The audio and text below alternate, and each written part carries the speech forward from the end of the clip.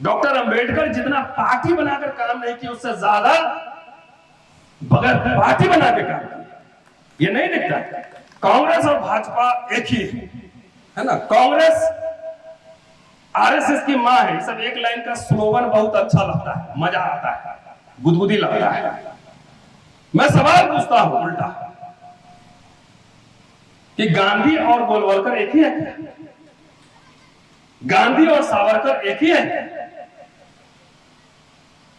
गांधी अंबेडकर में दोनों मतभेद थे, लेकिन तभी दोनों बात करते थे। जवाहरलाल नेहरू अंबेडकर में मतभेद थे, तभी दोनों बात करते थे। हेलो भी करते हो ना। अंबेडकर कह रहे हैं कि नेहरू ईमानदार आदमी है, लेकिन आसपास वाला आदमी गड़बड़। बुद्ध पूर्णिमा की छुट्टी जब नेहरू घोषणा करते हैं तो अंबेडकर उनको शुक्रिया भी करते हैं।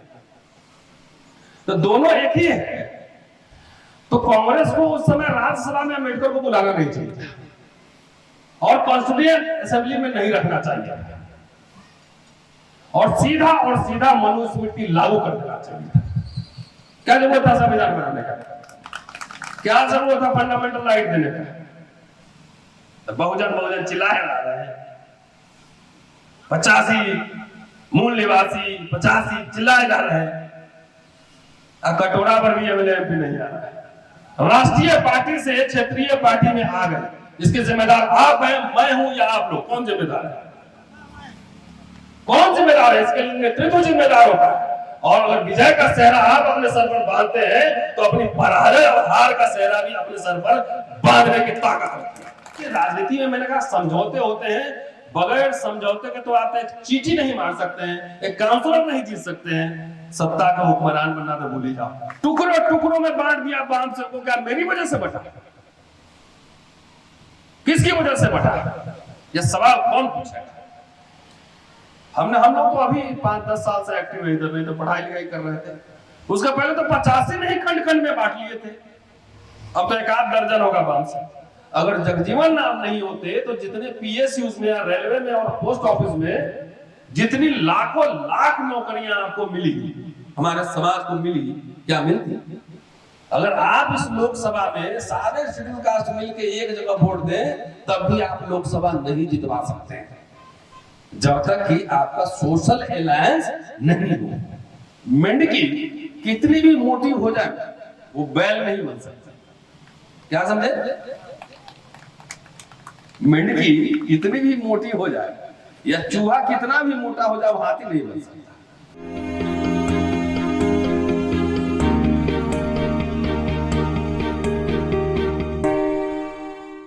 ये आप सभी का शुक्रिया।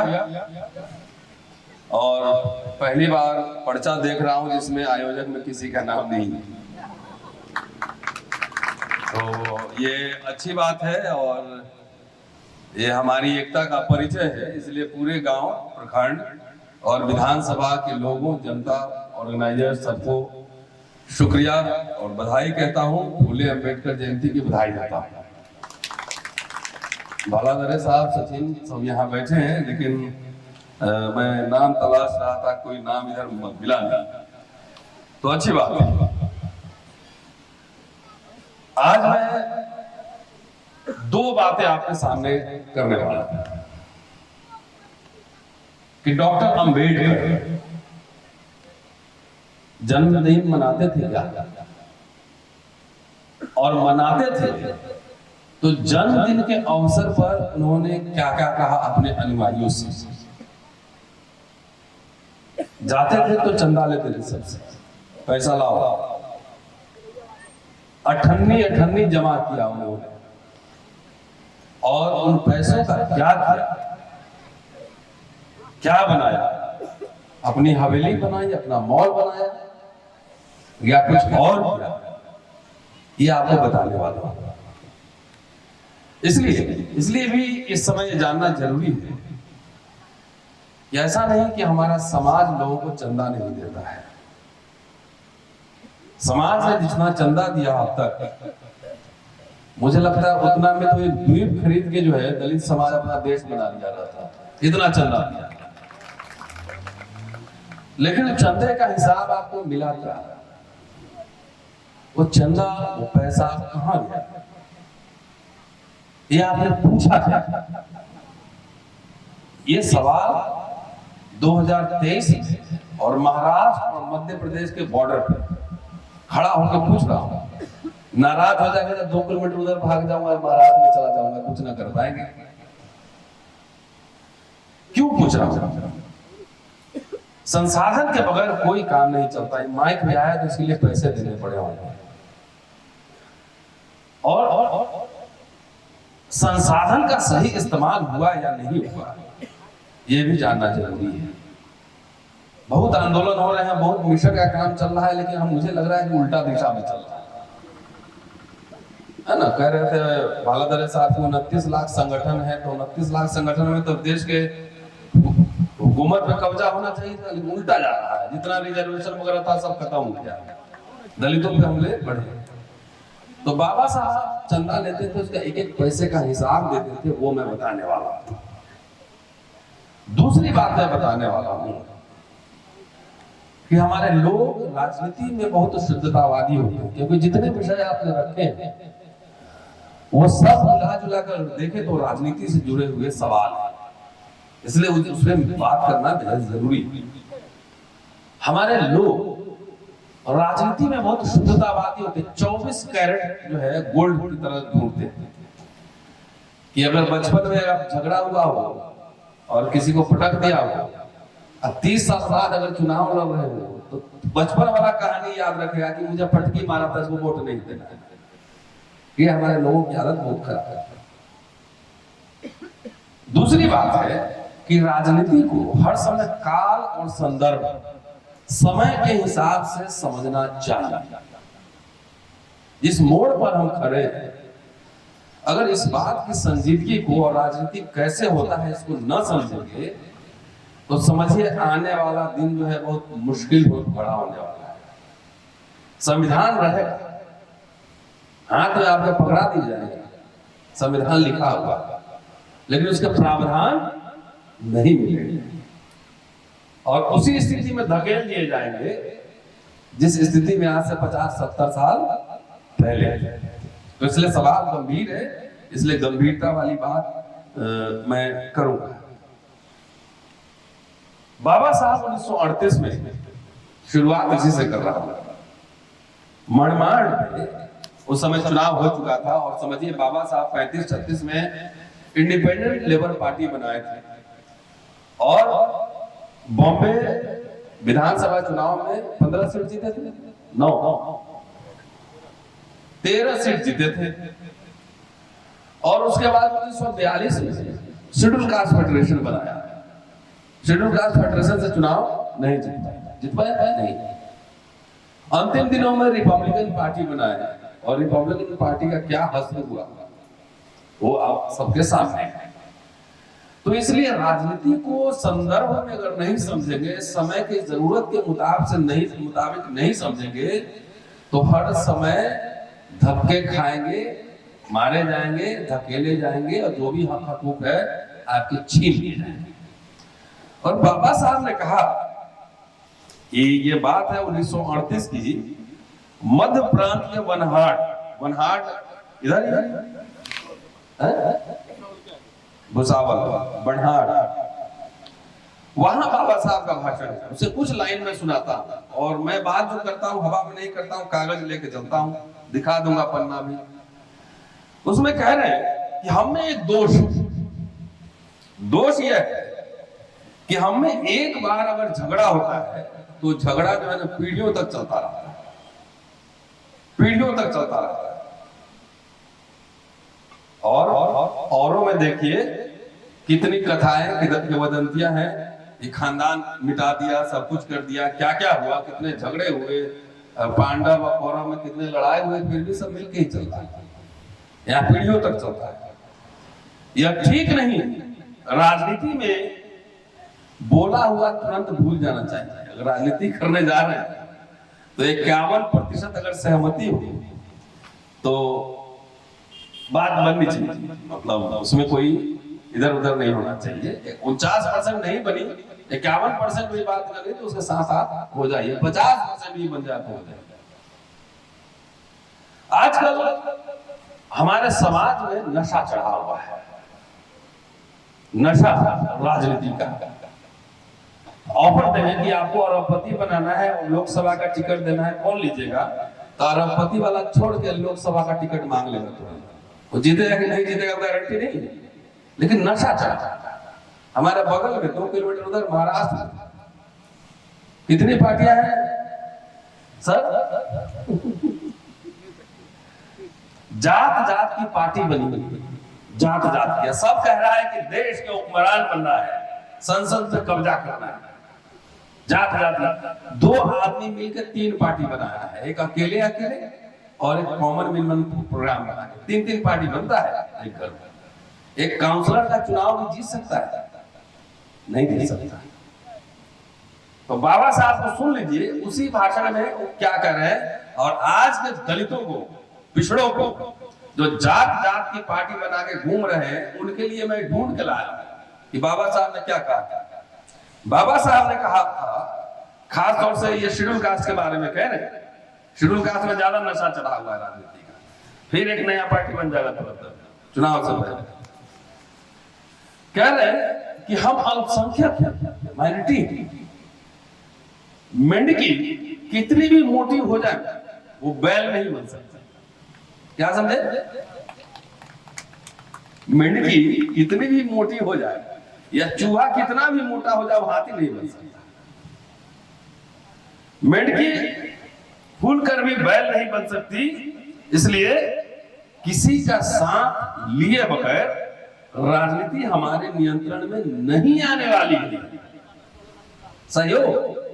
साथ लिए बगैर अकेले, पता लगा महाराष्ट्र से कूद के बिहार उत्तर प्रदेश में जा रहा है, महाराष्ट्र में काउंसलर नहीं बन रही है, हुक्मरान बनाने जा रहा है। कि पुराने आंदोलन केवल हम तक ही सीमित हुआ करते थे, खाली शेड्यूल कास्ट को लेकर सीमित हो। आज की राजनीति बहुमत से चलने वाली है, क्योंकि चुनाव आ गया है। बिना बहुमत के हम राजनीति नहीं जीत सकते, इसलिए हमें बहुमत बढ़ाना पड़ेगा। जब इलेक्शन होगा तो उसमें तो नंबर काउंट करता है, और नंबर काउंट कर रहे हैं तो आप 3 आदमी का पार्टी लेके जो घूम रहा है, कह रहा है मैं भी सही हूं, वो कभी आपको कुछ दिला सकता है क्या? बाबा साहब पार्टी बनाकर जितना नहीं दिलवाए, उससे ज्यादा बगैर पार्टी के दिलवा दिए। सोचिएगा गौर से, पार्टी बनाकर जितना काम नहीं किए, उससे कहीं ज्यादा काम वो बगैर पार्टी के किए हैं। ये बात लोगों के समझ में नहीं। खाली एक शीर्षक सबके दिमाग में घुसा हुआ है कि बाबा साहब ने कहा था कि इस देश का हमें शासनकर्ता जमात बनना है, इतना ही बस। ये टाइटल है, शीर्षक है किताब का, भाषण। उसके अंदर 10 पेज और है, ये नहीं जानेंगे उस भाषण में क्या लिखा हुआ, कैसे बनना है ये नहीं जानेंगे। लेकिन शासन करती जमात खाली रटा हुआ, जैसे 10वीं के 12वीं के एग्जाम में वो कुंजी पढ़ के जाते हैं रट के, उसी तरह रटा। कैसे बनना है नहीं। सारा शेड्यूल कास्ट इस देश का एक ही जगह वोट दे तब भी नहीं जीत सकते हैं चुनाव। ये तो स्थिति है। मैं सही कह रहा हूं गलत कह रहा हूं? सही गलत कह रहा हूं? अगर आप इस लोकसभा में सारे शेड्यूल कास्ट मिलकर एक जगह वोट दें तब भी आप लोकसभा नहीं जितवा सकते हैं, जब तक कि आपका सोशल अलायंस नहीं हो, जब तक सामाजिक गठजोड़ नहीं होगा पिछड़ों के साथ, आदिवासियों के साथ, तब तक आप कोई चुनाव नहीं जीत सकते हैं। जितना जल्दी हो इसको आप दिमाग में बैठा लें, उतना बेहतर होगा। बहुत भाषणबाज आएंगे, भाषण देंगे, चंदा लेंगे, चले बचना चला। मुझे लोग कहते हैं कि आप संगठन क्यों नहीं बनाते? तो अभी 29 लाख संगठन की बात कर ही दी है हमने। पहले आप फैसला कर लो। अभी 10 साल पहले घूम घूम के तैयारी करूंगा, पहले लोगों को तैयार करूंगा। मेरी नजर अभी नौजवानों पर है। जब तुम लोग से कुछ नहीं होगा तो 10 साल बाद मैं संगठन लेकर आऊंगा और तुम लोग ऐसे दाएं बाएं तैयारी भली की जाए। तो ये बात है, ये बात मैं कहता हूं तो बहुत सारे जो पॉलिटिकल लोगों को उसको खराब लगता है, लेकिन बात यही है। बाद में ऊपर भाषण देगा, पीछे पता लगा किसी से समझौता पहले से किए हुए। हो सकता है आरएसएस से भी समझौता कर लिया हो, बीजेपी से भी कर लिया हो, सबसे कर लिया हो, भाषण खूब लंबा चौड़ा दे रहा है। तो जितना हवा में भाषण देने लोग आए, उससे पूछना कि हमारे रोजी रोटी का सवाल बताओ, हमारे आरक्षण का सवाल बताओ, हमारे स्वाभिमान का, हमारे आत्मसम्मान का, हमारी सुरक्षा का, हमारे स्वास्थ्य के मुद्दे पर बोल। इसमें नहीं बोलेगा, मैं यकीन के साथ कह रहा हूं, इसमें नहीं बोलेगा। वो सीधे बोलेगा कि सब पूरा पार्लियामेंट के गुंबद पे जब हम चले जाएंगे, 272 सांसद जीत लेंगे, तब इसका जवाब देंगे। न राधा का नौमन होगा तेल, न राधा नाचेगी। बाबा साहब एक ही बार सब ले लिए थे, क्योंकि आजादी, अधिकार, सम्मान सब किस्तों में मिलता है, धीरे धीरे मिलता है। इसको जो है समझना है, एक रात में ओवरनाइट नहीं मिलने वाला। और भारत का समाज में तो और ये बात सही है, क्योंकि यहाँ जात के ऊपर जात है, जात के ऊपर जात है। तो इसको कैसे तोड़ना है, इसके लिए क्या बौद्धिक तैयारी करनी है, कितने बच्चों को पढ़ाना लिखाना है, कैसे समझदार बनाना है, इसकी होमवर्क करने की जरूरत है। इसलिए मेरी तबीयत ठीक नहीं, लेकिन तब भी मैं सोचा कि मैं चलता हूं और आप लोग से बातचीत करता हूं। पहली भाषण उनका जो मिला मुझे, मैं पढ़ता रहता हूँ ना, तलाशता रहता हूँ कि अपने जन्मदिन पे बाबा साहब क्या बोले होंगे। तो 3-4 भाषण मुझे मिला और मुझे ये पता लगा कि 1927-28 से ही लोग उनका जन्मदिन मनाते थे, लेकिन वो कभी अपने जन्मदिन में नहीं गए। वो गए 1942 में पहली बार गए। तो ऐसा क्या था कि 15 साल तक वो गए नहीं, और जब गए तो उन्होंने क्या कहा ये भी जानना जरूरी है। और दूसरा पार्ट मैं बोलूंगा, एक तो ये जन्मदिन के बारे में, और दूसरा बोलूंगा कि जिंदगी भर डॉक्टर अंबेडकर कांग्रेस के साथ लड़ते रहे, कांग्रेस के खिलाफ लड़ते रहे। उनसे ज्यादा दुनिया के इतिहास में किसी ने नहीं लड़ा होगा, न लिखा होगा, जितना कांग्रेस के खिलाफ उन्होंने लिखा, जितना उन्होंने लड़ाई की कांग्रेस के साथ। लेकिन वो कांग्रेस सरकार में भी शामिल हुए, ये भी सत्य है। कांग्रेस के रिकमेंडेशन पे संविधान सभा में गए, ये भी सत्य है। ये कोई बताया कि नहीं बताया? नहीं बताया। खाली बताएगा कि 1932 में पुना पैक्ट हुआ था, और गांधी को गाली देने में, और जवाहरलाल नेहरू को गाली देने में, जगजीवन राम को गाली देने में, इसी में हमारे समाज की ऊर्जा चली गई। मैं समझता हूं कि जगजीवन राम बाबा साहब के एक्सटेंशन थे, विस्तार। लेकिन हमारे लोग तुरंत कुछ पढ़े समझे बगैर तुरंत गद्दार था का सर्टिफिकेट लगा देते। तो बाबा साहब कांग्रेस से इतना लड़े, तो फिर उस सरकार में क्यों शामिल हुए? ये तो सवाल बनता है। इसका जवाब उन्होंने 1948 में और लखनऊ के एक सम्मेलन में कि हम कांग्रेस सरकार में क्यों शामिल हुए, अपने लिए शामिल हुए या अपने समाज के लिए शामिल हुए। पुना पैक्ट हो चुका है 32 में, उसके बाद भी तो नदी में बहुत पानी बह चुका है ना, बह चुका है। वो सरकार में शामिल होते हैं इसलिए कि हमारे लोगों के लिए कुछ न कुछ अधिकार मैं प्राप्त कर सकूं। अगर नहीं शामिल हुए होते तो आपको पुना पैक्ट खाली बताता है, सब पुना पैक्ट बताता है ना। तो पुना पैक्ट में क्या था? उसके पहले पृथक निर्वाचन क्षेत्र क्या था? खाली आपको राजनीति में आरक्षण, ना राजनीति में नहीं। लेकिन जब भारत आजाद हुआ तब राजनीति में नहीं, नौकरियों में भी आरक्षण लागू हुआ। सारे सरकारी संस्थाओं में, स्कूल, कॉलेज, यूनिवर्सिटी में, सब जगह आरक्षण लागू हुआ। पुना पैक्ट हो चुका था। बाबा साहब का परिनिर्वाण 56 में हो गया था।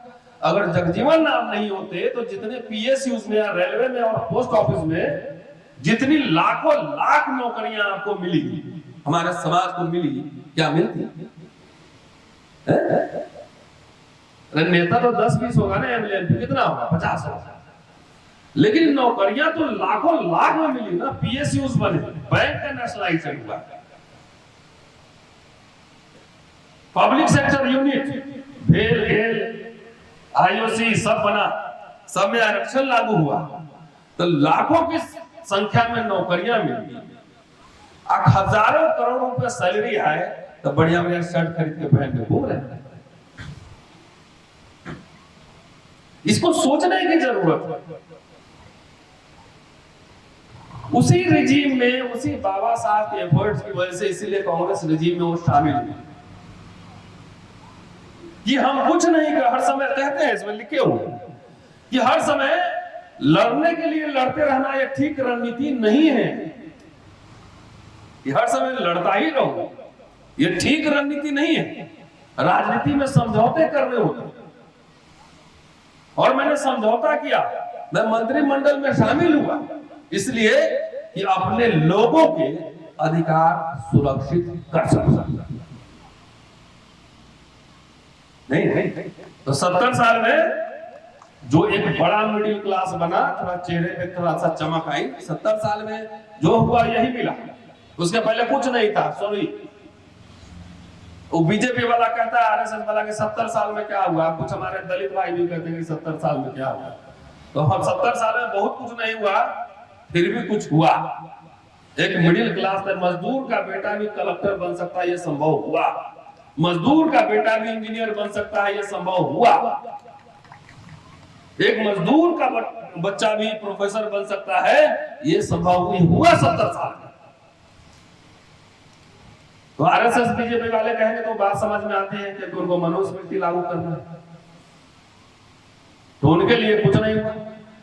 और हम लोग भी कहें कि 70 साल में कुछ नहीं हुआ, तो इसका मतलब हमारा बुद्धि भ्रष्ट हो गया, बुद्धि भ्रष्ट हो गया। बहुत नारा, बुद्धि वाला नारा हमारा नेता लोग देता है ना, बहुत अच्छा लगता है। अरे सबका एक संदर्भ होता है। कांशीराम जिस समय बोल रहे थे, उस समय आरएसएस बीजेपी स्ट्रॉन्ग नहीं था। उस समय पावर में कांग्रेस थी, तो उसके खिलाफ लड़ रहे थे। बाबा साहब के जमाने में कोई था ही नहीं, कांग्रेस ही था सत्ता में, तो जाहिर उसी से लड़ते। लेकिन अभी भी आपको लग रहा है कि कांग्रेस से ही लड़ना है, तब इसका मतलब सॉफ्टवेयर में यहां दिक्कत है। 70 साल में जो मिला, पिछले 8 साल से सब छीना जा रहा है। छीना जा रहा है, नहीं छीना जा रहा है, नहीं छीना जा रहा है ना। कोट टाई उतरवा देगा, खेत में भेज देगा काम करने के लिए, पेट वेट जो निकला है सब ठीक हो जाएगा। ब्लड शुगर बीपी सब ठीक हो जाएगा। तो अब फिर नेचर के साथ रहिए, नेचुरल तरीके से खेत में जाइए और रोटी या प्याज खाइए। एयर कंडीशन में रहने की क्या जरूरत है। तो ये पूरा छीन रहा है। तब भी हमारा कुछ भाषणबाज लोग आएगा आपके पास और वही पुराना गाना गाएगा, वही पुराना गाना गाएगा। मैं किसी पार्टी, मैं इतिहास के छात्र होने के नाते मैं विश्लेषण कर रहा हूं। बाबा साहब का परिनिर्वाण 56 में हुआ। बैंक का नेशनलाइजेशन तो इंदिरा गांधी ने किया था। किसने किया था? बाबा साहब के समय तो हुआ नहीं। जमींदारी उन्मूलन, प्रिवी पर्स किसने खत्म किया? पीएसयू कब बने थे? बहुत सारे कंपनी बाद में बने थे। सारे स्कूल कॉलेज यूनिवर्सिटी कब बने? बाद ही में बने। तो जब बने तो उसमें आपके हक मिले, वो सब निजी हो जाएगा। तो वहां पर सिर्फ झाड़ू लगाने के लिए और खेत में खुरपी चलाने के लिए ये सरकार रखेगी, तब आपको समझ में आएगा कि 70 साल में कुछ नहीं हुआ है। शत्रु को पहचानिए, नहीं पहचानेंगे धोखा खाएंगे। एक विकल्प बाबा साहब ने कोशिश की, नहीं चला। आरबीआई कितने खंड में टूटा सामने है, मुझे कहने की जरूरत नहीं है। मैं इंडिपेंडेंट रिसर्चर हूं, मैं इतिहास का छात्र हूं, इतिहास का प्रोफेसर हूं। मैं क्या करूंगा, विश्लेषण करूंगा, और मेरा अकेले बोलना भी उतना मायने रखता है, उससे कहीं ज्यादा मायने रखता है जितना संगठन बना के भाषण पूरा 2-2 घंटे से ज्यादा मायने रखता है मेरा मतलब है। बाबा साहब ने कोशिश की, नहीं विकल्प तैयार हुआ। काशीराम जी ने कोशिश की। मध्य प्रदेश में एक बड़ा विकल्प, एक फोर्स तैयार हुआ। बांध से बनाई उन्होंने, DS4 बनाया, बसपा बनाई। जिस समय एक विकल्प था, लग रहा था कुछ विकल्प पेश होगा, लेकिन वो विकल्प आज है उसी तरीके से है तो सोचिए, टुकड़ों टुकड़ों में बांट दिया बांध सबको, क्या मेरी वजह से बटा? किसकी वजह से बटा? यह सवाल कौन पूछेगा? हम लोग तो अभी 5-10 साल से एक्टिव है इधर, नहीं तो पढ़ाई लिखाई कर रहे थे। उसका पहले तो 85 नहीं खंड खंड में बांट लिए थे, अब तो 1 आध दर्जन होगा बांध से। वो जिम्मेदार कौन है? आप हैं जिम्मेदार, मैं हूं कि इन नेताओं की व्यक्तिगत लालच, स्वार्थ और व्यक्तिगत महत्वाकांक्षा, इसकी वजह से पूरे समाज के भविष्य को गर्त में धकेल दिया है। कर्मचारियों का संगठन है, अपनी नौकरी बचा पाया? जितना निजीकरण हो रहा है, ठेके में जा रहा है नौकरी, अपनी नौकरी तो बचा नहीं पा रहे हो। हाँ, अपनी एक रिसर्चर पैदा नहीं कर पा रहे हो, इसलिए ये कहना पड़ता है, अब तो आपके बीच में जाके कहना पड़ता है कि किसी को अपना समर्थन, मत समर्थन और चंदा दीजिए तो उससे सवाल पूछिए कि तुमने किया क्या किया किया किया किया किया। ये सवाल इसलिए कह रहा हूं ना, मुझे क्या दिक्कत है, मैं दिल्ली में रहता हूं, 2 लाख रुपए तनख्वाह, हर शनिचर इतवार आपके बीच क्यों आता है? ये मुझे लगता है कि वो जिम्मेदारी जो बाबा साहब कांशीराम की जिम्मेदारी, अगर हम लोग इस समय नहीं बोले, हम लोग हस्तक्षेप नहीं किए, तो 40 साल से मैं राजनीति नहीं कर रहा सर। जो कर रहे हैं उनको कटघरे में खड़ा होना है कि 40 साल में तुमने उस विरासत को कितना बचाया, कितना आगे बढ़ाया, समाज तुम्हारे हाथ में सुरक्षित है या नहीं है, ये आपको बताना होगा। ठीक है ना? नहीं सही है तो ताली बजाओ।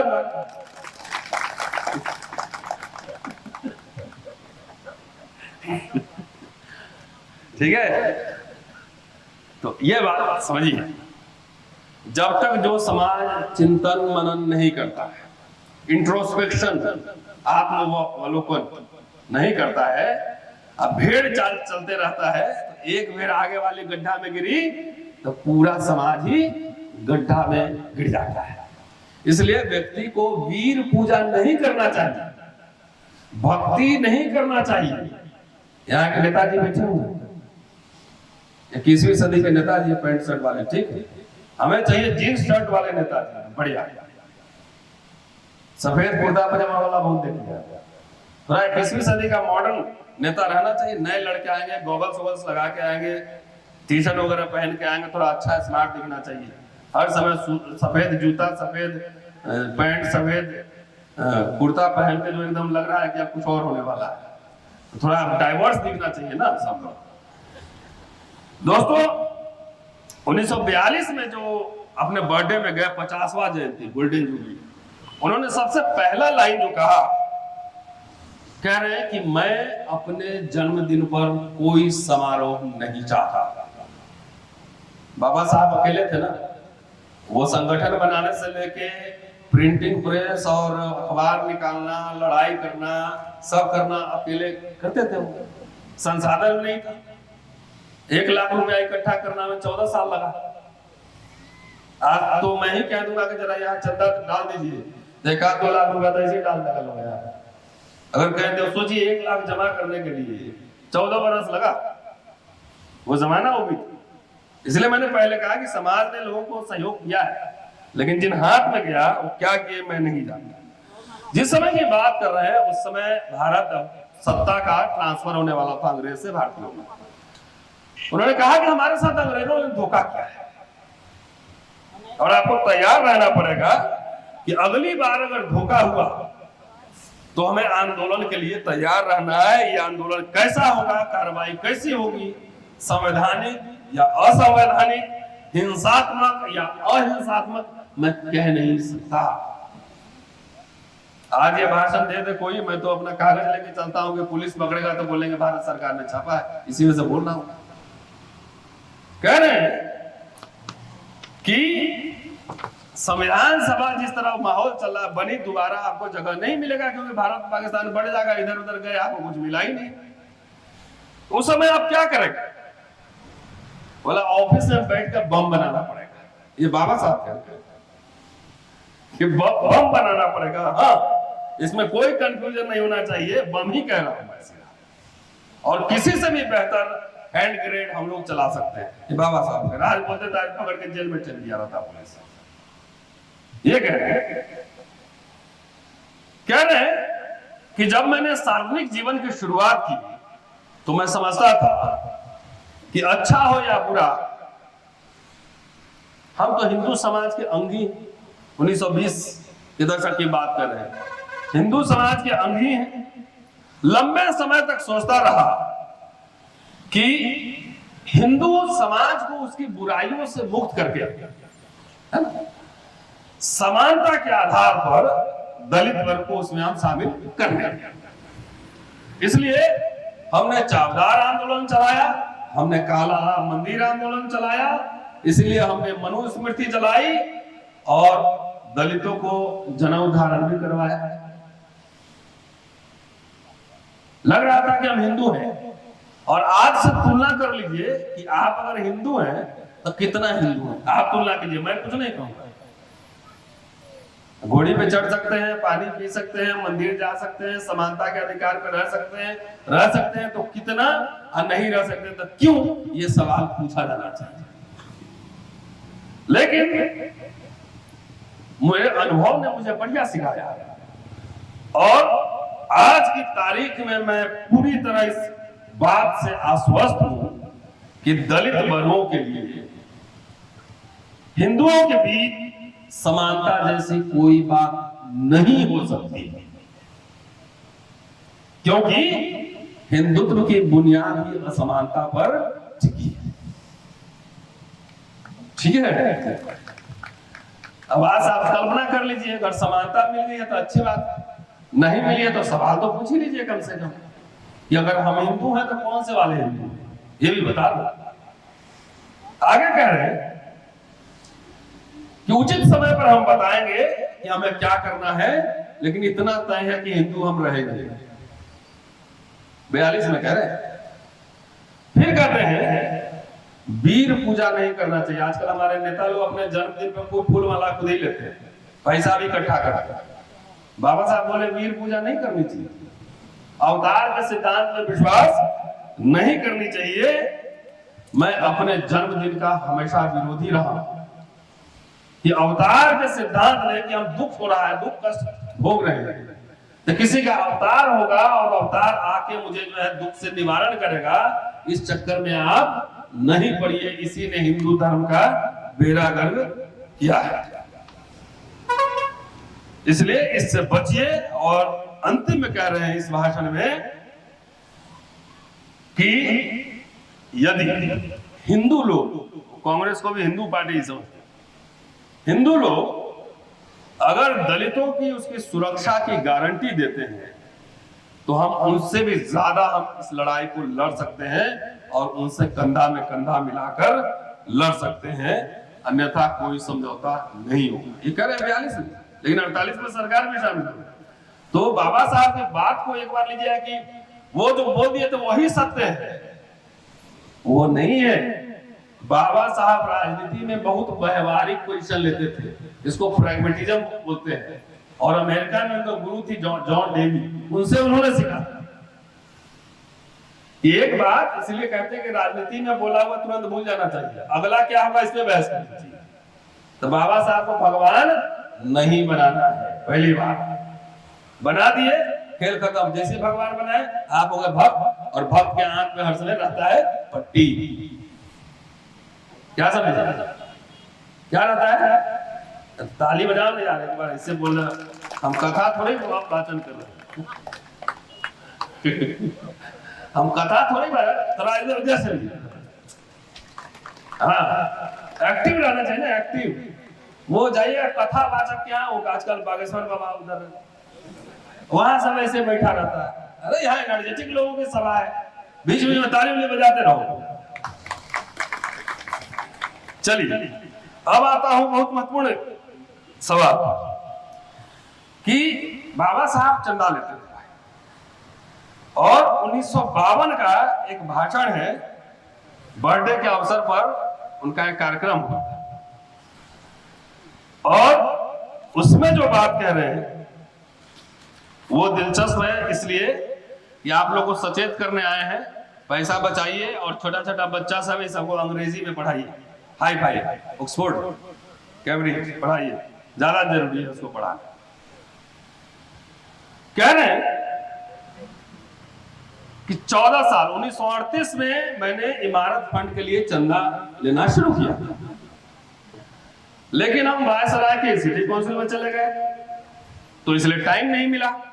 तो कुछ लोग समझते होंगे कि क्या हुआ चंदे का, कहीं इधर उधर तो नहीं हो गया पैसा, लेकिन कह रहे हैं कि नहीं, हमने जो है चुपचाप अपना काम हम करते रहे और इमारत फंड के लिए चंदे का काम चलता रहा। और भारत के इतिहास में पहली बार चंदा के नाम पर बाबा साहब ने 1952 में 1,11,228 रुपए 4 आने और 3 पैसे जमा किए। कितने? 1,11,228 रुपए। तुम लोग नोट्स बना लेना, एग्जाम आएगा। 4 आना और 3 पैसे। आजकल कोई एनुअल रिपोर्ट में बताता है कि कितने मैंने पैसा किया है? नहीं बताता। भाषण देगा, भाषण वीर बचिए। बाबा साहब रिपोर्ट दे रहे हैं कि 14 साल में हमने जो किए वो ये, और उसमें सोचिए पहले दलितों ने कितना दिया वो भी सोच लीजिए कि इसमें जो है दलित बंधु ने जो इकट्ठा किया 31,709 रुपए, 4 आना इतना ही, तो बाकी 75,500 रुपए कहां से आए? कहां से? बाबा साहब तो घूस लेते नहीं थे। 75,500 रुपए उनके सवर्ण दोस्तों ने उनको दिया था। अरे सारे सवर्ण खराब थोड़े होंगे, 5% ठीक भी तो होंगे। जो ठीक होंगे तो उनको साथ में लाइए। नहीं कि सबको गाली देते चलेंगे, सबको यूरोसिया भेजते चलेंगे, क्या कहां भेजना? अपना तो घर है नहीं रहने के लिए ठीक से। अंबानी की तरह अपना भी घर बना लेते तो अच्छा लगता। मुझे तो अच्छा लगता है, कम से कम चलो हमारा आदमी तो एक इतना फ्रॉड हुआ, अडानी बन जाते, अच्छा लगता। वो तो बने नहीं, चिंदी चोरी टाइप से लाख 2 लाख 10 करोड़ 5 करोड़ में फंसे रहते हो यार। तो हिसाब बाबा साहब दे रहे हैं। इसलिए मैं कहता हूं ना कि हर समाज एकांगी समाज नहीं होता है। सवर्ण 100% सब आपके साथ बदमाशी होगा, ये मैं नहीं कह सकता इतिहास के छात्र होने के नाते, क्योंकि बहुत सारे ऐसे आंदोलन है जो सवर्णों ने उसमें साथ दिया है, सवर्णों उसमें लीड किए हैं, बहुत सारे आंदोलन।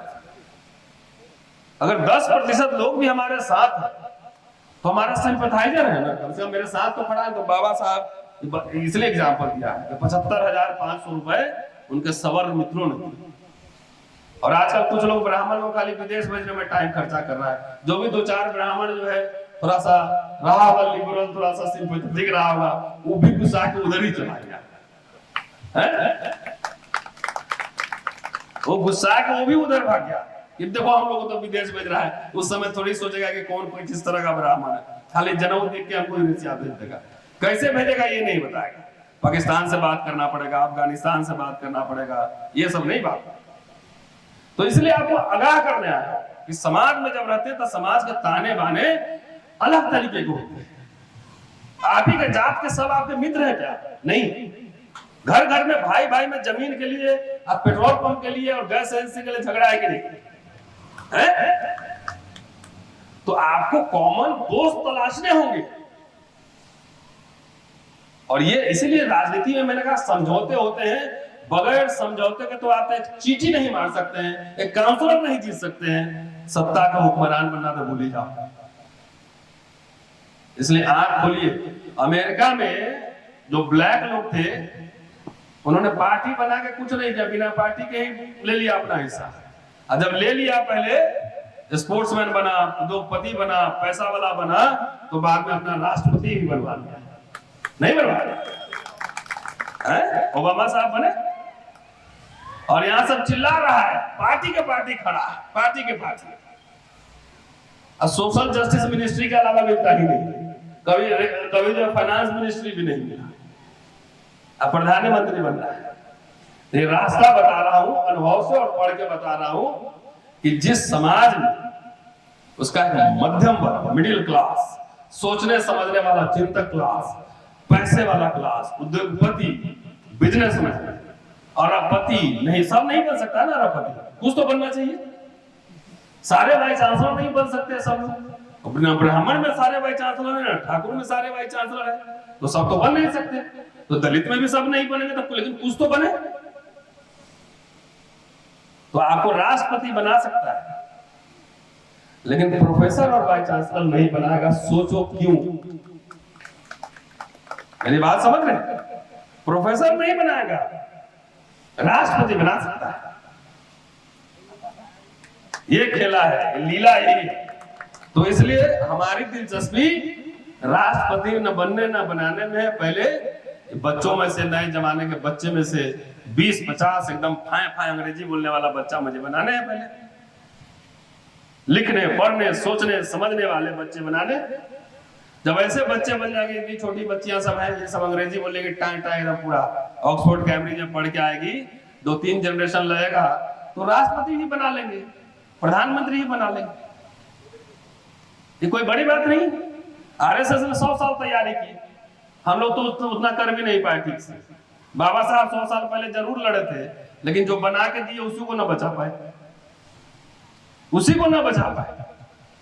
तो ये संभव बात नहीं है। आदमी को अपने आंख कान खोल कर रखना चाहिए। अभी थोड़ा सा टाइम है, 10-15 मिनट, पूरा एक एक पैसे का हिसाब दे रहे हैं कि 36,535 रुपए हमने जगह खरीदा, जमीन इमारत बनवाने की, और प्रेस बनवाने के लिए 35,000 रुपए खर्च किए। दोनों के लिए 71,525 रुपया खर्च हुआ, और 39,693 रुपए 4 आना और 3 पैसा इंपीरियल बैंक में जमा है। इंपीरियल बैंक मतलब SBI आज का जो, उसमें जमा है। इसमें कुछ फ्रॉड लोगों के बारे में बात कर रहे हैं। कह रहे बहुत लोग रसीद ले गया, चंदा काट लिया, लेकिन पैसा नहीं जमा करवाया, भाग गया। ऐसा आज भी ऐसा होता होगा, उनके जमाने में भी था कि रसीद ले गया, चंदा लेके भाग गया। उसको चेतावनी देते हैं कि पैसा जमा करा दो, नहीं तो अंजाम बुरा होगा। ये पैसे किस लिए जमा कर रहे थे? अपना बिल्डिंग बनाने के लिए नहीं, वह एक सार्वजनिक हॉल बनवाना चाहते थे। और क्यों बनवाना चाहते थे ये बताता हूं। अपना काम तो होगा, क्योंकि अस्पृश्यों के पास बैठने के लिए कोई जगह ही नहीं। सारे समाज के हॉल थे, सभागार थे, पिछड़ों समाज के भी थे। पिछड़ा समाज तो उस समय भी उन्नत था, जमीन जायदाद उनके पास था, लेकिन अस्पृश्यों के पास कुछ था ही नहीं।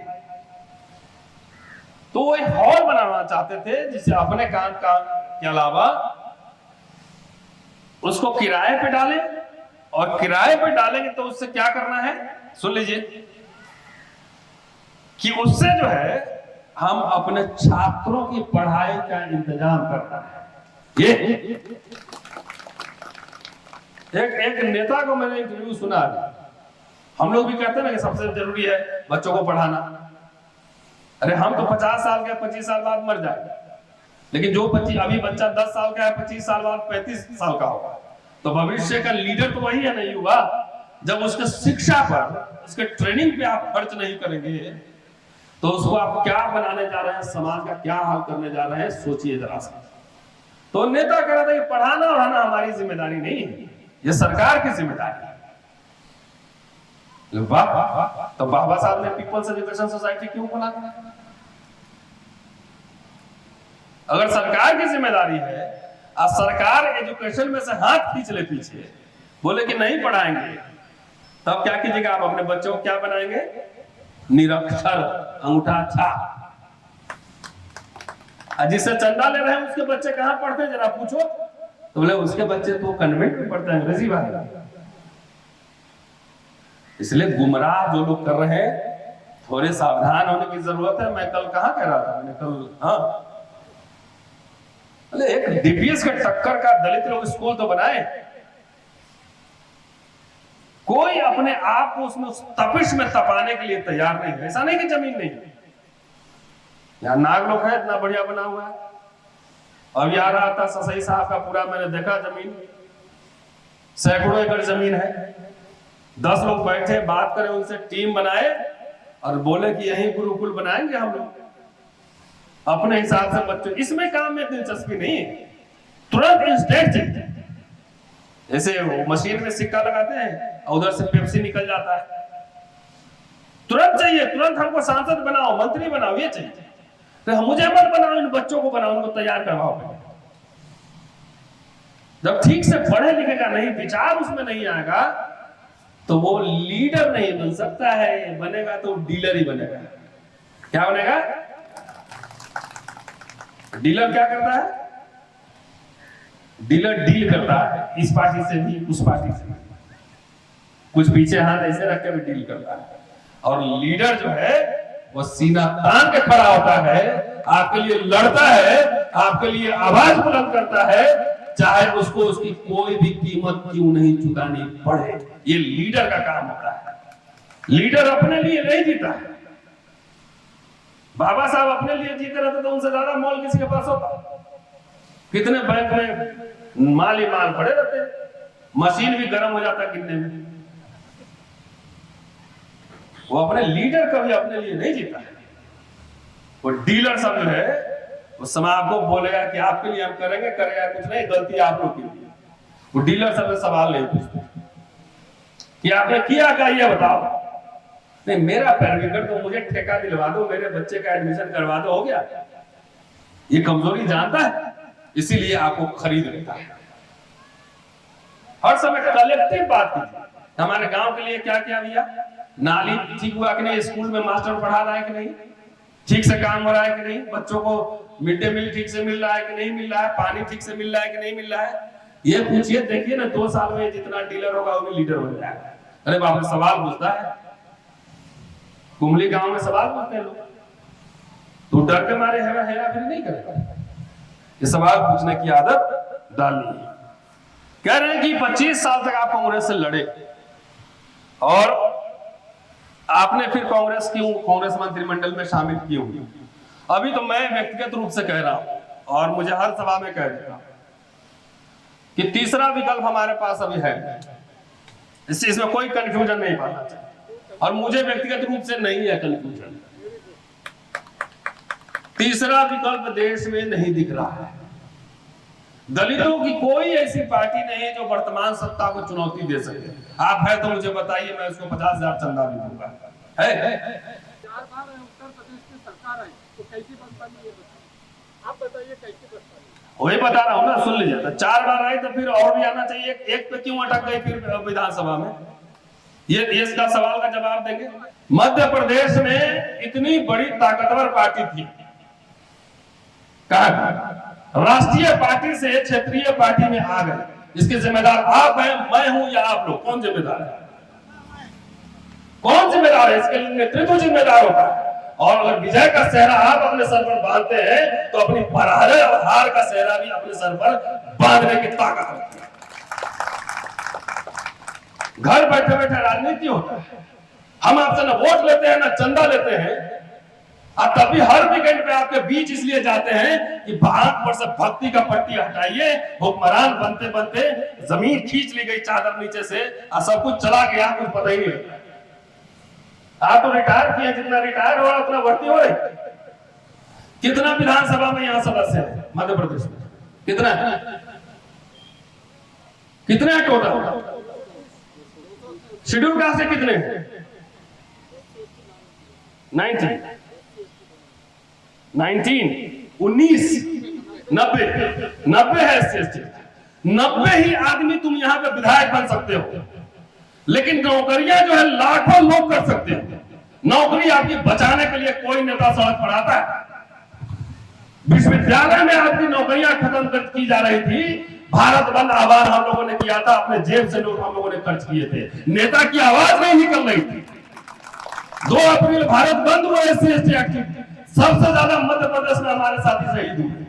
कौन नेता सड़क पर उतरा था? बताओ।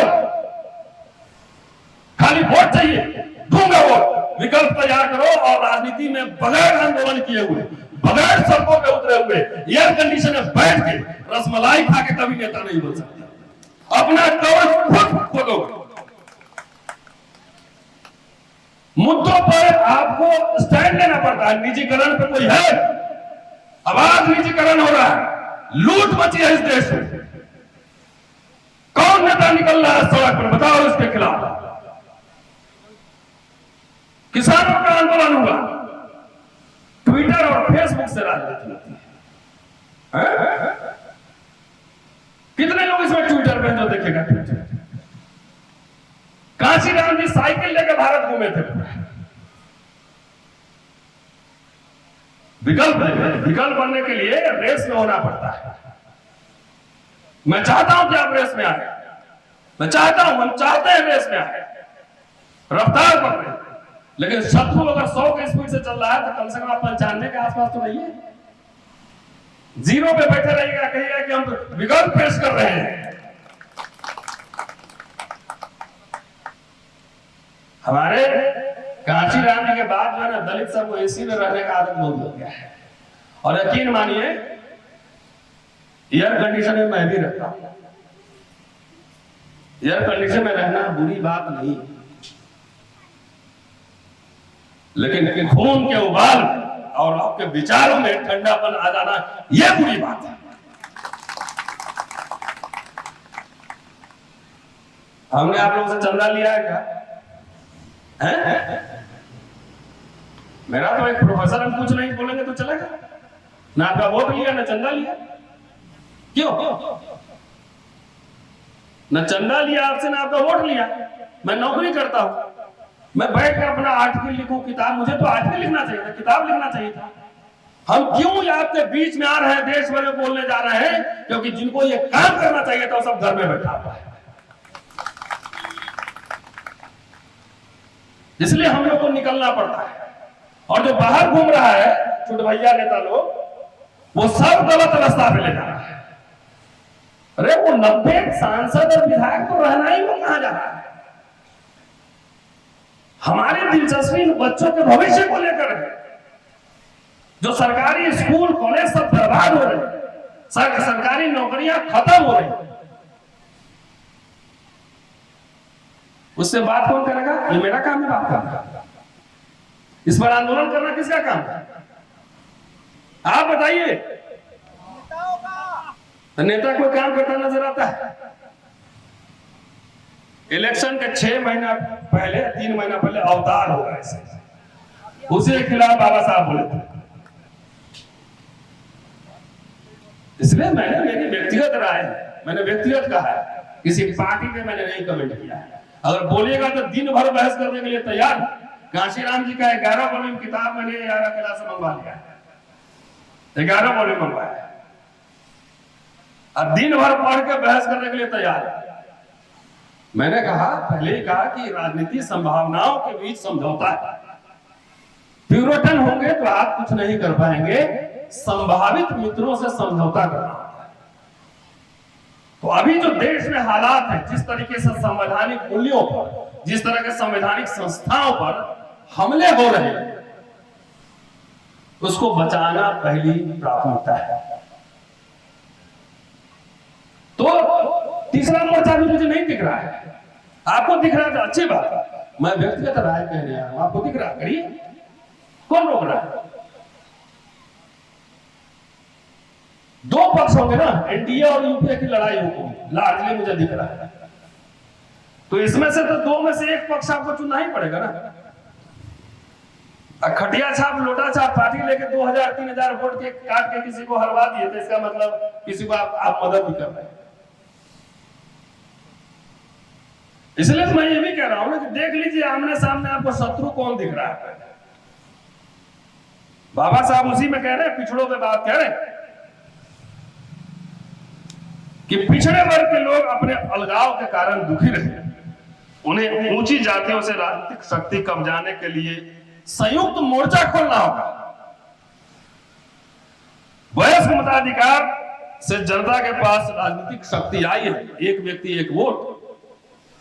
और मेरी राय में यदि यूपी के अनुसूचित जाति और पिछड़े वर्ग के लोग हाथ मिला ले, क्या करें, पिछड़े वर्ग और अनुसूचित जाति के लोग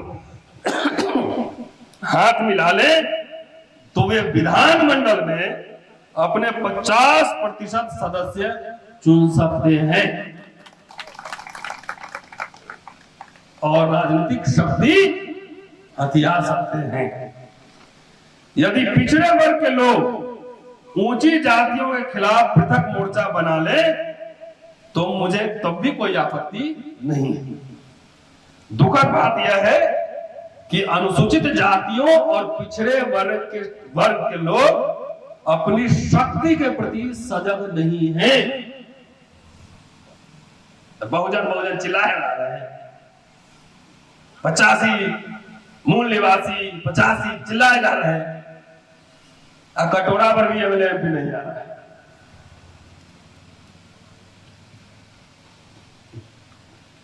कह रहे हैं कि अपने प्रति शक्ति के प्रति सजग नहीं है, उसकी वजह से ही ऊंची जातियों का प्रशासन में प्रभुत्व है। फूले साहब के बारे में क्या कह रहे हैं?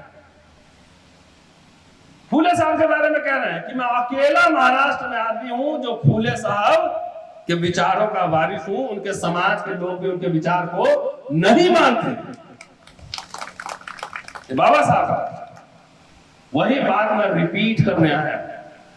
आप जो है किसी कार्यकर्ता सम्मेलन में, अधिकारी सम्मेलन में आज के नेता कोई बहस करते हैं, डेमोक्रेटिक तरीके से किसी निर्णय पर आते हैं? नहीं। एक व्यक्ति निर्णय लेता है और एक झटके में खत्म कर देता है। कोई इंटरनल डेमोक्रेसी किसी पार्टी में है? आप झुंड के झुंड वोट दो, सीधा नेता को ही खरीद लेगा। क्या करोगे आप? नेता ही खरीद लेगा। आप वोट देते रहो। इसलिए मेरी राय, मैंने पहले कहा, एक तरफ वो शक्तियां हैं जो आपको थोड़े बहुत आपके चोट पर मरहम लगा सकती है, और एक तरफ वो शक्तियां हैं जो आपके घाव को और खरोच उसे मिर्च लगा सकती है। किसके साथ जाना है आप तय करो। मेरी राय ये है, मैं तो बाबा साहब तक चला हूं, जैसे प्रैग्मेटिक पॉलिटिक्स करते मैं भी करता हूं। ये सरकार में अगर रूल ऑफ लॉ है तो बताइए, हीरा चोरी के आरोप में आप जेल में हैं, हीरा चोर क्यों मजा कर रहा है? हाँ बोलिए। मुझे लगता है कि थोड़ा फर्क है। नहीं, मैंने एग्जांपल दे दिया, बैठ जाइए, सुन लीजिए। कांग्रेस और भाजपा एक ही है ना। कांग्रेस आरएसएस की मां है। सब एक लाइन का स्लोगन बहुत अच्छा लगता है, मजा आता है, गुदगुदी लगता है। मैं सवाल पूछता हूं उल्टा कि गांधी और गोलवलकर एक ही है? गांधी और सावरकर एक ही है? गांधी अंबेडकर में दोनों मतभेद थे, लेकिन तभी दोनों बात करते थे। जवाहरलाल नेहरू अंबेडकर में मतभेद थे, तभी दोनों बात करते थे। हेलो भी करते हो ना? अंबेडकर कह रहे हैं कि नेहरू ईमानदार आदमी है, लेकिन आसपास वाला आदमी गड़बड़। बुद्ध पूर्णिमा की छुट्टी जब नेहरू घोषणा करते हैं तो अंबेडकर उनको शुक्रिया भी करते हैं। तो दोनों एक ही है। तो कांग्रेस को उस समय राज्यसभा में अंबेडकर को बुलाना नहीं चाहिए और कॉन्स्टिट्यूएंट असेंबली में नहीं रखना चाहिए, और सीधा मनुस्मृति लागू कर देना चाहिए। क्या जरूरत था संविधान बनाने का? क्या जरूरत था फंडामेंटल राइट देने का? नहीं करना चाहिए। जब बाबा साहब का परिनिर्वाण हुआ तो कांग्रेस को बैंक का नेशनलाइजेशन नहीं करना चाहिए, उसके प्रधानमंत्री को हटा दिया पद से कांग्रेसियों ने, याद है आपको? इंदिरा गांधी को हटाया प्रधानमंत्री से नेशनलाइजेशन करने पर। क्यों करना? नहीं करना चाहिए था ना, प्राइवेट हाथ में रहता तो सब बढ़िया रहता। यूनिवर्सिटी नहीं खोलना चाहिए कि जिसमें SC ST को भी पढ़ने का मौका मिले। Jawahar Navodaya school, central school नहीं खोलना चाहिए थे, JNU नहीं खोलना चाहिए थे, क्योंकि उसमें SC ST पढ़ लेगा तो भ्रष्ट हो जाएगा। SC ST को सब में से निकाल के धकेल के खेत में ठेल देना चाहिए, जिससे कि उसका जो है ना नेचर के साथ रहेगा ना, तो प्रकृति के गोद में रहेगा। तो डॉक्टर अंबेडकर को जनसंघ में जाना चाहिए था, RSS में जाना चाहिए था, कांग्रेस सरकार में नहीं आना चाहिए था। ऐसे लोग से सावधान रहिए, ऐसे लोग से सावधान रहिए। आपको अकेले मैंने कह दिया ना कि 5 MP नहीं जितवा सकते, और डॉक्टर अंबेडकर के पढ़ने से ये बता रहा हूं कि पॉसिबल अलायंस राजनीति में कंप्लीट 24। आपके पास कोई क्यों है? अरे दलितों का तो वोट मांगने कोई नहीं आता है। मैं दलितों का वोट नहीं मांगता है, क्योंकि आपकी वोट की अब कीमत नहीं है, बार्गेनिंग कैपेसिटी नहीं। डॉक्टर अंबेडकर जितना पार्टी बनाकर काम नहीं किया, उससे ज्यादा बगैर पार्टी बना के काम किया। ये नहीं दिखता। इंडिपेंडेंट लेबर पार्टी 13 लोग जीते, उसके बाद क्या हुआ? खत्म हुआ। शेड्यूल कास्ट फेडरेशन नहीं जीता। साइमन कमीशन में जो मेमोरेंडम दे रहे हैं, किसी पार्टी के आधार पर दे रहे हैं। पूना पैक्ट अगर बात हो रहा है वहां, तो किसी पार्टी के आधार पर नहीं। उनको तो अस्पृश्यों का प्रतिनिधि मानने से इनकार करना था, लेकिन बने ना। संविधान सभा में जाकर schedule caste, schedule tribe, OBC के लिए आर्टिकल 345 OBC के लिए बनाते हैं, प्रोविजन बना ना। SC ST के लिए बना ना, वो पार्टी बना के गए थे। इसलिए मुझे लगता है, मेरी व्यक्तिगत राय है कि दोनों एक नहीं है। कोई थोड़ा सा मरहम लगा देता है बीच बीच में, और दूसरा है आपके घाव में मिर्च डालता है। आपको किसके साथ रहना आप तय कर लीजिए। अपने से आप खड़ा कर सकते हैं देश में विकल्प, RSS BJP को चैलेंज दे सकते हैं, आप जरूर खड़ा कर लीजिए, स्वागत है। वैसे शक्तियों का स्वागत रहेगा।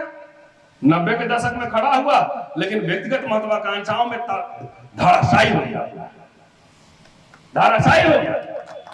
अब अकेले बल पर देखते हैं कितने लोकसभा जितवाते हैं। हम तो अभी भी चाहते हैं कि दलितों, पिछड़ों, जो कमजोर वर्ग के लोग हैं, उनके बीच सिर्फ राजनीतिक समझौता नहीं, सामाजिक समझौते भी हों। एक साथ बैठे, एक साथ खाना खाएं। सोशल डेमोक्रेसी रहेगा तभी पॉलिटिकल डेमोक्रेसी बच सकता है, जिंदा रह सकता है। लेकिन आज हमारे बहुजन दलित राजनीति, कोई विचारधारा पे कोई राजनीति नहीं हो रही। किसी के पास बहुजन मैनिफेस्टो तो छोड़िए, दलित मैनिफेस्टो तक नहीं। कोई मैनिफेस्टो दिखा दे एजेंडा। तो इसलिए बहुत मुश्किल दौर से गुजर रहे हैं। नेताओं का क्या होना है? समझौता कर लेगा वो थोड़ी चल जाना है। गिरफ्तार तो हमें होना है, गिरफ्तार तो हमें होना है, डंडे तो आपको खाने, हमें खाने। तो कम से कम अपनी पीठ बचाने के लिए भी अंतिम कोशिश तो करूं कि ना। अंधभक्त बन के वीर पूजा, भक्ति पूजा, धर्म में मुक्ति का मार्ग हो सकता है, लेकिन राजनीति में तानाशाही को जन्म देने वाला मार्ग है। ये मेरा कहा हुआ नहीं है। डॉक्टर अंबेडकर ने 25 नवंबर 1949 को संसद में देश को संविधान सौंपते वक्त कहा। अब पूजा मत कीजिए। जो सवाल हमसे पूछ रहे हैं, काश कभी अपने नेताओं से पूछना था, तो कभी मिल तो लीजिए, मिल लीजिए। तो जहां संवाद नहीं हो, परिसंवाद में बाबा साहब शेड्यूल कास्ट फेडरेशन के लोगों से मिलते थे, कांशीराम जी मिलते थे, बात करते थे। हम लोग गांव आ जाते हैं, चाय की दुकान पे बैठ के चाय भी पीते हैं और पान भी खाते हैं, वहां बातचीत करते हैं, तो थोड़ा आइडिया लगता है कि लोगों के दिल में क्या चल रहा है, मन में क्या चल रहा है। 4 चमचे अपने पास बैठा लूं तो चमचा तो क्या है, नेता बोल दे कि बेनजीर भुट्टो इंग्लैंड की प्रधानमंत्री थी, तो चमचा बोलेगा सर 2-2 बार, चमचा बोलेगा 2-2 बार थी सर। तो इस मुल्क की सियासत को, और खास तौर से हमारे समाज की जो लोग सियासत करते हैं, वो ऐसे चमचों से घिरे हुए हैं जो 2-2 बार करे, 2-2 बार बनी थी बेनजीर भुट्टो इंग्लैंड की प्रधानमंत्री। इसलिए हम लोग को बाहर निकल के बैठ के यूनिवर्सिटी में अपना रिसर्च करता, काम करता, बच्चों को पढ़ाता, गपशप मारता। 2 दिन टाइम मिलता है, हम लोग खा के रेस्ट लेते होंगे, लेकिन हम लोग के पास कोई छुट्टी नहीं होती। और बाबा साहब के जन्मदिन के हवाले से बहुत माल है, लेकिन 1 घंटा में पूरा होने वाला नहीं। इसके लिए कैडर कैंप होगा, तब उसमें समझाया जाएगा कि बाबा साहब अपने अनुयायियों से क्या चाहते थे। अपने अनुयायी से कभी भक्ति नहीं चाहते, और कहते थे कि कोई व्यक्ति मुझे पसंद नहीं है, सिर्फ अगर किसी को पसंद और नापसंद करता हूं तो सिर्फ उसके काम की वजह से करता हूं। ये बाबा साहब, ये नहीं चेहरा दिखाओ कौन कितना माल लाया, इससे नहीं पसंद करता। शुक्रिया। सोचिए जरूर, इस दुनिया को देखने के लिए नजर की नहीं, नजरिए की जरूरत है। नजरिया, आंख ऐसे खोल के देखिए।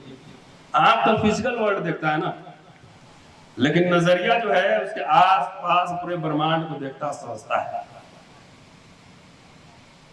If the rule of law is under attack, अगर कानून के शासन पर हमला है तो समझिए कि वो संविधान पे भी हमला है, संवैधानिक संस्थाओं पे भी हमला है, जुडिशरी पे भी हमला है, तमाम संस्थाओं और संविधान पर भी हमला है। इसलिए वो भारत गणराज्य की जो मूल भावना है उस पर भी हमला है। ऐसी स्थिति में हमें क्या करना चाहिए? So if rule of law is under threat, then resistance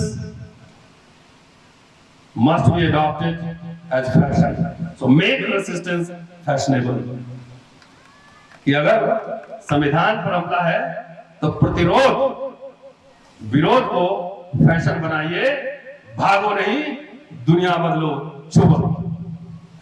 मेरी गिरफ्तारी एक बार हुई थी, देखा था नहीं देखा? देखा था? तो हम भागे थे क्या? हम तो नेता भी नहीं, पैसा भी नहीं लिए, घूस भी नहीं लिए। एक रिसर्चर है, शिक्षक है, तो मैंने एक ही शब्द में धमाल मचा दिया था पूरा। गिरफ्तारी हुई तो हम डरे थे, झुके थे। गिरफ्तारी तो नेता सबको देना चाहिए था। तो आजकल कार्यकर्ता, एक्टिविस्ट, इंटेलेक्चुअल, पत्रकार लोग गिरफ्तार हो रहे हैं, और नेता, पहले के नेता लोग जेल भी जाते थे। लोग आजकल जेल जाने से बहुत डरते हैं। गर्मी है वहां, गर्मी में रहने की आदत डालना चाहिए। शुक्रिया।